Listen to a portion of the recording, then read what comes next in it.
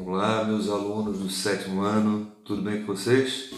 Eu aqui, bem vestido, apropriado para dar uma aula para vocês, falando hoje sobre um assunto referente à Idade Média, mas que muita gente acaba ouvindo falar com frequência, inclusive hoje, né? Quando a gente fala, por exemplo, do povo islâmico, quando se fala dos muçulmanos, quando se fala, inclusive se assemelha, se relaciona, não sei, talvez vocês entendam um pouquinho do porquê com essa aula de hoje, a respeito de terrorismo.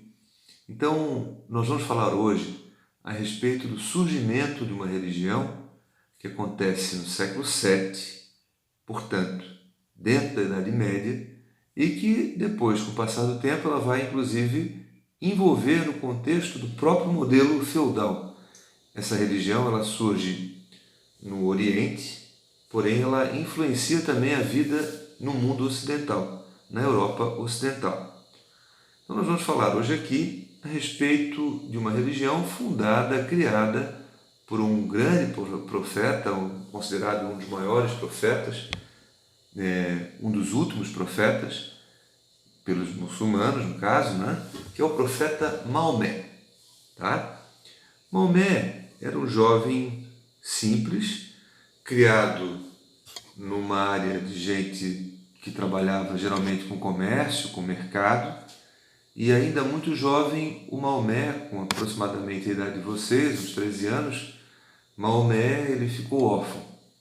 E por conta disso ele começa a ser criado por um tio, um homem mais velho, que trabalha numa caravana de mercadores, caravana de comerciantes.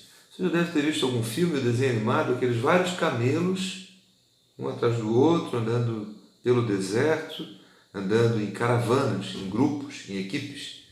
E nessas caravanas eles saíam vendendo tapetes, perfumes, joias, maquiagens, coisas que eles pudessem comercializar, drogas, né, remédios. Então, esse trabalho de Maomé fez com que ele conhecesse povos budistas, povos cristãos, povos que eram diferentes da cidade dele, onde ele havia nascido. Maomé tinha nascido em Meca.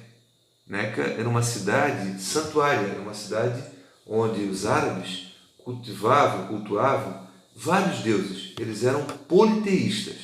Eles acreditavam em vários deuses, politeístas. E o Maomé começou a ter contato com povos monoteístas, que acreditavam num único Deus, fosse ele Buda ou fosse ele o Deus dos cristãos. Tá?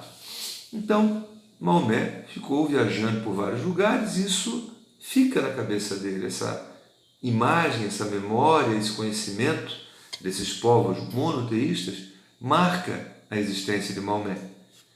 Bom, quando Maomé, ao retornar para Meca e já na juventude, Maomé se casa com uma prima mais velha que ele tinha, uma prima que tinha acabado de ficar viúva e que era a herdeira, que era a dona agora de também de uma caravana de comerciantes.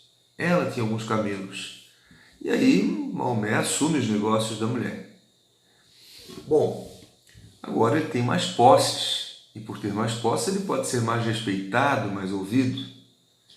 Maomé começa em Meca, uma cidade politeísta que vive do comércio dos objetos, das relíquias dos deuses. Maomé começa a falar sobre uma religião. Segundo Maomé, ele tinha tido uma visão com o anjo Gabriel. Ele se retirou para rezar em umas cavernas e para ele apareceu o anjo Gabriel, que falou algumas coisas para ele, como por exemplo, existe um único Deus, que é Alá, e existe um único profeta, que é Maomé, Mohamed, nome dele nativo, né, de origem.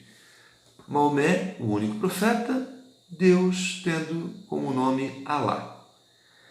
Os muçulmanos eles deveriam rezar 5 vezes ao dia em direção a Meca, eles deveriam jejuar no mês de Ramadã, eles deveriam dar esmolas, eles deveriam, inclusive quando rezassem, quando orassem, eles deveriam orar antes do nascer do sol, logo depois do nascer do sol, antes do entardecer, 2 horas depois do entardecer e um pouco antes de dormir.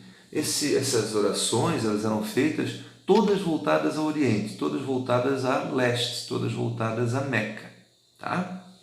Bom, os muçulmanos eles deveriam também ter a obrigação de peregrinar pelo menos uma vez na vida. Todo muçulmano que tivesse posses, que tivesse condição financeira, que tenha condição financeira, uma vez na vida ele tem que ir até Meca, a cidade sagrada deles, onde Maomé, inclusive, quando invadiu Meca, destruiu todo um santuário lá tal.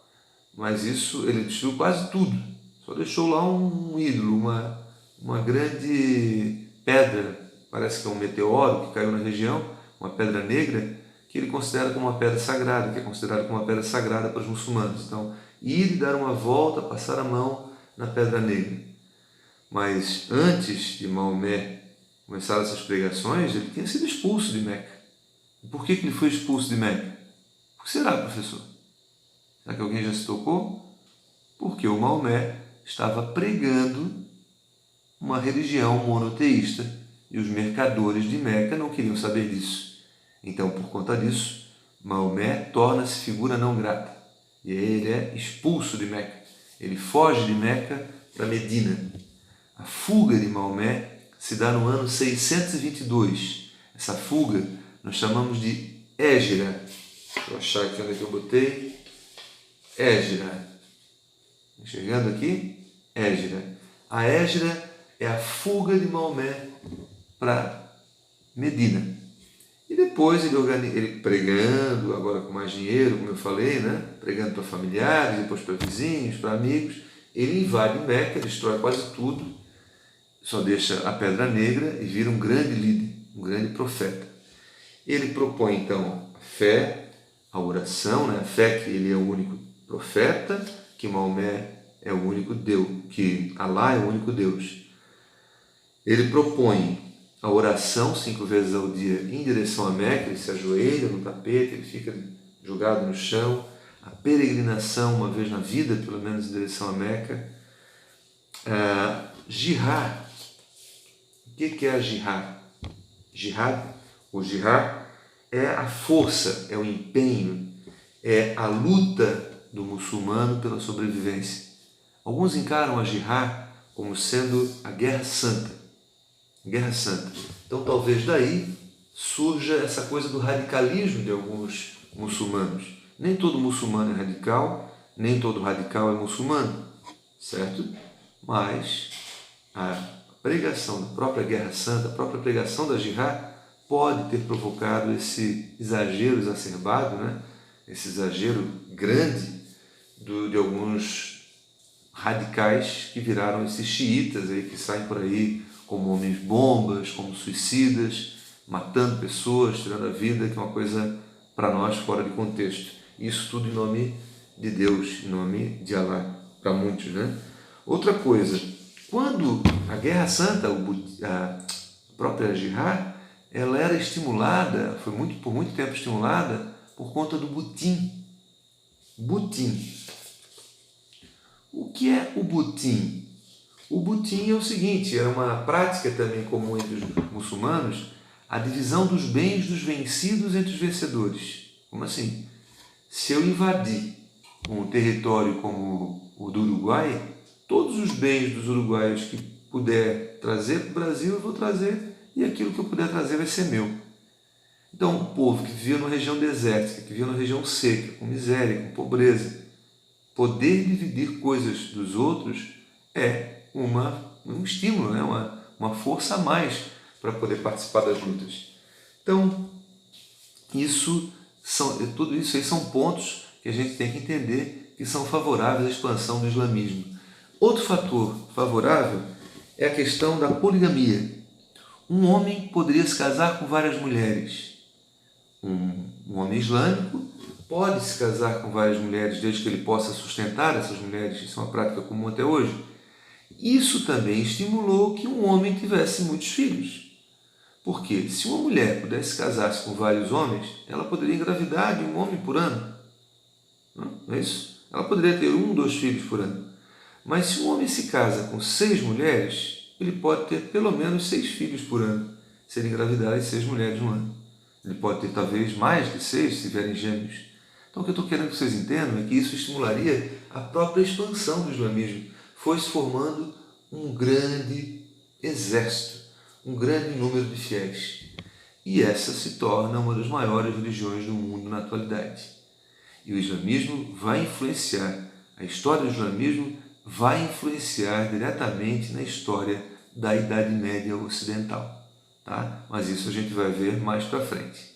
Espero que vocês tenham gostado. Nós temos aí um link lá no portal para vocês darem uma olhadinha. Nesse link tem alguns acréscimos daquilo que a gente falou aqui. Não deixem de ler tudo que tiver para vocês irem lendo. Não fiquem brincando no computador, mas fiquem lendo. Aproveitem um pouco para ler alguma coisa no Google a respeito de assuntos como esse. Certo, gente? Então eu espero que vocês estejam bem, que continuem bem e que a gente se veja em breve. Ok? Um grande abraço, beijo e até uma próxima.